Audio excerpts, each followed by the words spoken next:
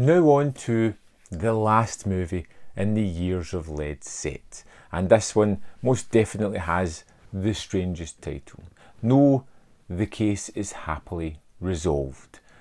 And this is very different from the other movies, where the first two were a little bit exploitation, the second two were definitely just crime movies. Here we have a movie that is a kind of drama, but it has strong elements of giallo all the way through as well, which I really, really liked. And then we kind of open up to our main character of Fabio. He's out just fishing, chilling, having a day off and enjoying things when he hears someone screaming. He hears something going on in the reeds and decides to investigate to find out what's going on. And he sees Professor Ranieri killing this woman brutally with a lead pipe, destroying her, and he's shocked, appalled at what he's seen, jumps in his car, speeds away, and what we see is a real sense of panic with Fabio as we follow him in his car journey. Doesn't know what to do,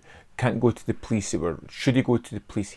He doesn't know, and as a viewer you're with him, struggling to understand what is the best course of action for this character. He tries to stop and talk to police, but things transpire that he has to move and he can't do it, and ultimately he goes home. He thinks about the subject for a little while, and he decides ultimately that it just sleep on it. Doesn't know what to do at all.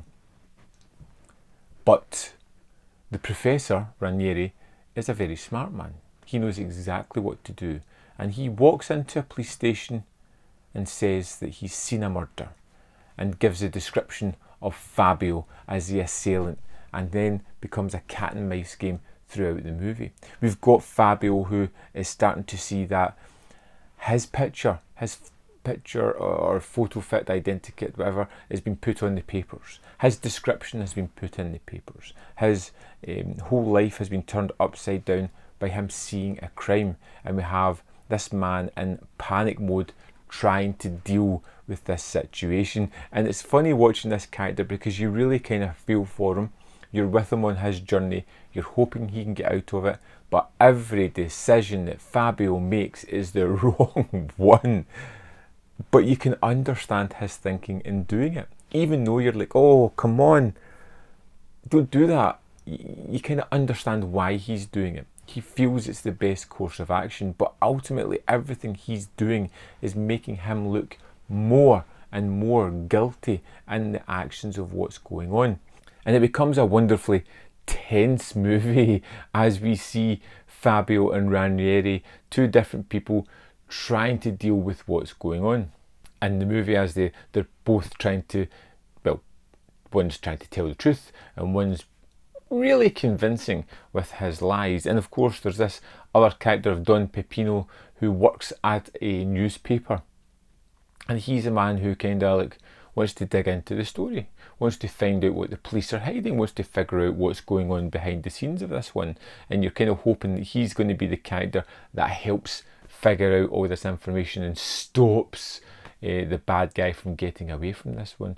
But it's such a engaging piece of filmmaking, such a thrilling, unexpected movie, that it was easily the favourite movie of mine from this set, unexpectedly so.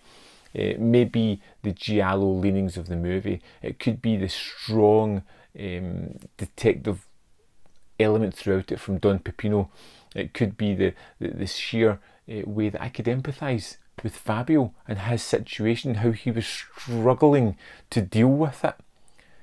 Again, there's some like fun, tense moments. There's a great sequence about an hour into the movie where Fabio confronts Ranieri, and it really takes a different kind of turn than I expected.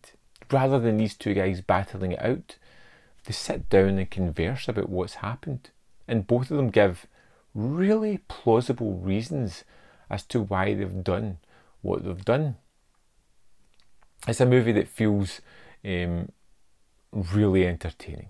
It's a movie that has car chases, has exciting moments, as all of these movies have kind of had, but it has a little bit more in the form of substance with its characters, which really made it stand out to me and something that I really enjoyed.